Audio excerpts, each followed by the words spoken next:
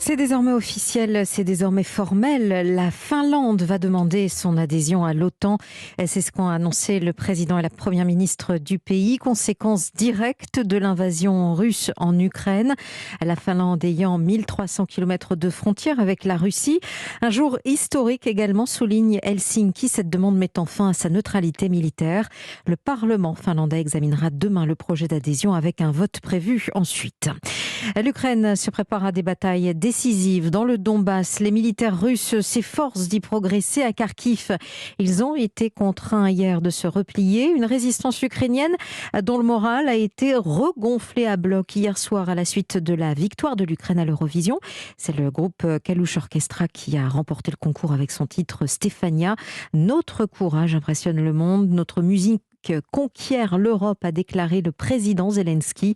La France, elle, avec le groupe breton Alban et Aez, est arrivée avant-dernière. Qui pour succéder à Jean Castex à Matignon? Les spéculations vont bon train et elles sont largement alimentées par l'idée d'une femme Premier ministre. D'ailleurs, selon un sondage du JDD, 74% des personnes interrogées souhaitent une femme à Matignon. Emmanuel Macron est aujourd'hui en déplacement aux Émirats Arabes Unis. Il sera de retour ce soir.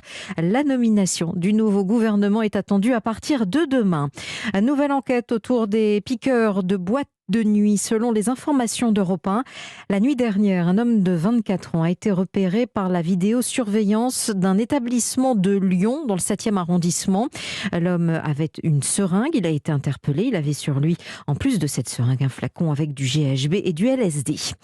10 figures de l'Église canonisées ce matin par le pape au Vatican. Parmi eux, 3 religieux français, dont l'ermite du désert, Charles de Foucauld.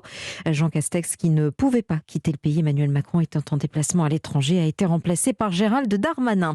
On vote aujourd'hui au Liban, première législative depuis le début de la crise. Une vague de contestation a déclenché il y a 2 ans et demi pour exiger le départ d'une classe politique accusée de corruption et d'incompétence.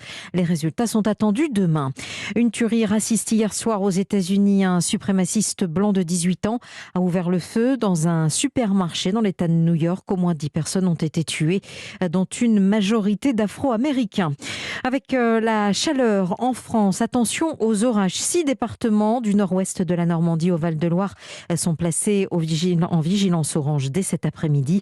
Sont concernés la Manche, le Calvados, la Seine-Maritime, l'Eure, l'Orne et la Sarthe. En football, Ajaccio promu. Le club jouera en Ligue 1 la saison prochaine. C'est le verdict de la dernière journée de Ligue 2 hier soir. Du côté de la Ligue 1, il reste encore une journée la semaine prochaine. Monaco hier, c'est en tous les cas emparé de la 2e place à la place de Marseille après sa victoire contre Brest. En bas de classement, Metz a pris la place de barragiste et Bordeaux est quasiment assuré de descendre en Ligue 2. Europe 1.